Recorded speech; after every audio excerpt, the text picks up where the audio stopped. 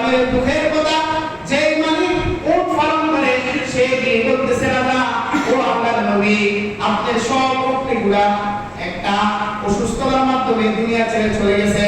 আইয়ুব আলাইহিস সালাম আসমানের দিকে তাকায় আর হাসি মুখে বলে আল্লাহ আপনার মাল আপনি নিয়ে গেছেন আমার কোনো দুঃখ নাই। বলে আল্লাহু আকবার। আপনার মাল আপনি নিয়ে গেছেন, আপনি আমাকে সম্পদ দিয়েছেন, আপনার সম্পদ আপনি নিয়ে গেছেন আল্লাহ আমার কোনো দুঃখ নাই, আমার কোনো আবদার নাই। এইভাবে বলে আইয়ুব আলাইহিস সালামের এই সম্পদটা চলে গেল। আরেকটা দুম্বা এবং বেড়ার খামার ছিল, অনেকগুলো দুম্বা আর বেড়া ছিল। শয়তান দেখতেছে আইয়ুবকে ঠান্ডা করার মতো ব্যবস্থা হচ্ছে না। শয়তান যখন দুম্বা ওই বেড়ার খামারের ভিতরে শয়তান কি করলো ওইখানেও তাদেরকে একটা রূপ দিয়ে দুম্বা আর বেড়াগুলোকে মেরে ফেললো। ওই দুম্বাওয়ালা কৃষক ওই দুম্বাওয়ালা নবীর কাছে আসলে ও নবী আপনার এই অবস্থা, আপনার দুম্বা ফালগুলা চলে গেল। তবু আইয়ুব আলাইহিস সালাম আল্লাহর দরবারে নারাজ হলেন না। বলেন সুবহানাল্লাহ। আসমানের দিকে তাকাই বলে আল্লাহ আপনি আমাকে সম্পদ দিয়েছেন, আপনার সম্পদ আপনি নিয়েছেন, দুনিয়ার কোনো জিনিস আমার দরকার নাই, আমি বুঝছি আপনি মালিক আমার পরীক্ষা নিতেছেন। বলেন সুবহানাল্লাহ। কি নিতেছেন? আপনি মালিক আমার পরীক্ষা নিতেছেন।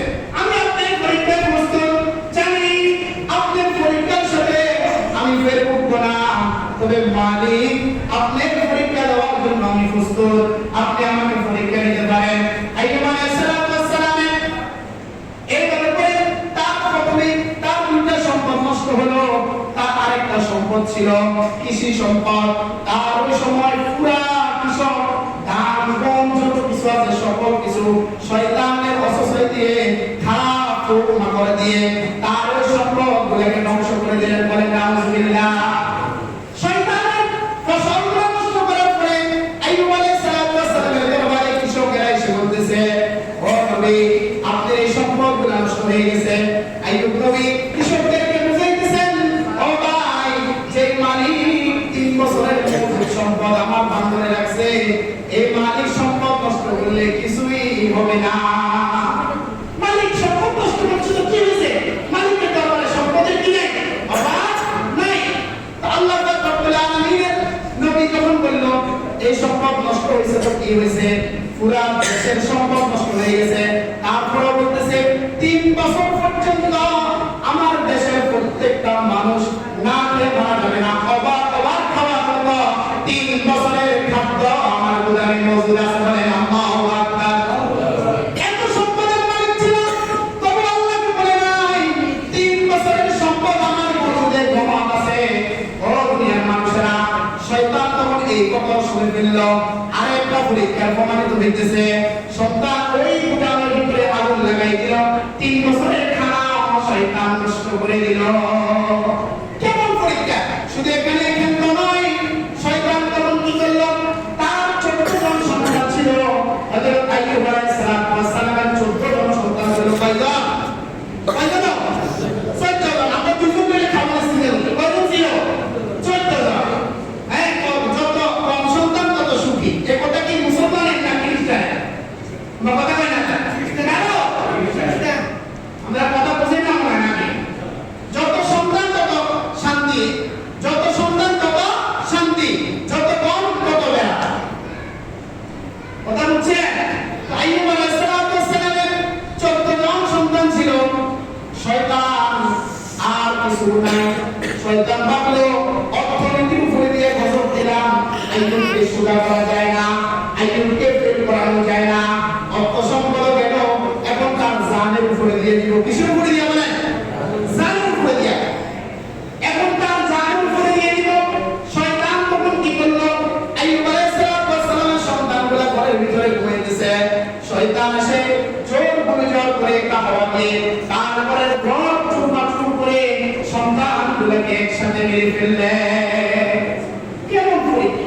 14 জন সন্তান আল্লাহ তার থেকে কেড়ে নিলেন। কয়টা পরীক্ষা করলেন? আপনি চিন্তা করে দেখেন, আপনার পরীক্ষা আইয়ুব নবীর পরীক্ষা এক কিনা? সামান্য একটু টাকা না দেখলে আল্লাহ বলেছে। আইয়ুব আলাইহিস সালামের উজির মন্ত্রী আইয়ুব আলাইহিস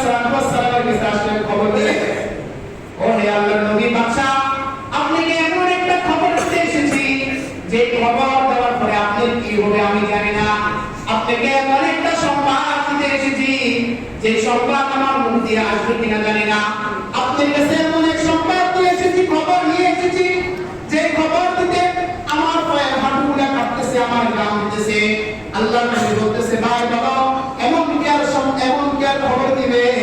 আমার মালিকের পরীক্ষা তো আমার উপরে চলতেছে। বলো তুমি কি বলতে এসেছো? আল্লাহ নবী, আপনার যে সন্তানগুলো ছিল 14 জন সন্তান একসাথে দুনিয়ার মায়া ত্যাগ করে চলে গেছে। তখন আইয়ুব আলাইহিস সালাম শব্দ করেন নাই, আসমানের দিকে তাকাইয়া দুই চোখের পানি ফেলাইয়া মালিকের দরবারে ডাকতেছে, মালিক আপনি আমার পরীক্ষা যত নিতে পারেন, আমি আপনার উপরে অসন্তুষ্ট নয়। বলা যাবে কি সুবহানাল্লাহ? আপনি আমার পরীক্ষা নিতে পারেন, আমি আপনার উপরে অসন্তুষ্ট নয়। ও মালিক, আপনি আমার সম্পদ কেড়ে নিয়েছেন, আপনি দুম্বার পাল কেড়ে নিয়েছেন, উটের পাল কেড়ে নিয়েছেন, আপনি আমার সন্তানগুলোকে কেড়ে নিয়েছেন, আপনি আমার দেশের তিন বছরের মজুদ সম্পদ কেড়ে নিয়েছেন। আমি আপনার উপর অসন্তুষ্ট নয়, আমি আপনার উপরে সন্তুষ্ট। আপনার পরীক্ষা যদি শেষ হয়, আপনি না শেষ হলে আরো পরীক্ষা নিতে পারেন। আল্লাহর নবী কথা অনুযায়ী আল্লাহর নবী কখনো আল্লাহর কাছে আল্লাহর উপর অসন্তুষ্ট হন নাই। এজন্য আল্লাহ আমাদের আয়াতটি সাক্ষী দেয়, লাইন শাকারতুম লা আযীদান্নাকুম। আল্লাহর কাছে কৃতজ্ঞ হও, আল্লাহর কাছে শুকরিয়া আদায় করো, আল্লাহর কাছে চাও, আল্লাহর কাছে দোয়া করো, আল্লাহর কাছে সর্বহামেশায় শুকরিয়া আদায় করো। লাইন শাকারতুম লা আযীদান্নাকুম ওয়া লাইন কাফারতুম ইন্না আযাবি লাশাদীদ। যদি কৃতজ্ঞ না হও, তোমাদের জন্য জাহান্নামের আযাব অপেক্ষা করে। বলেন নাউযুবিল্লাহ। শুধু তাই নয়, সর্বশেষ অবস্থায় তিনি সম্পদ সব কিছু বিলীন করে দিলেন। আইয়ুব আলাইহিস সালামের গায়ের ভিতরে শয়তান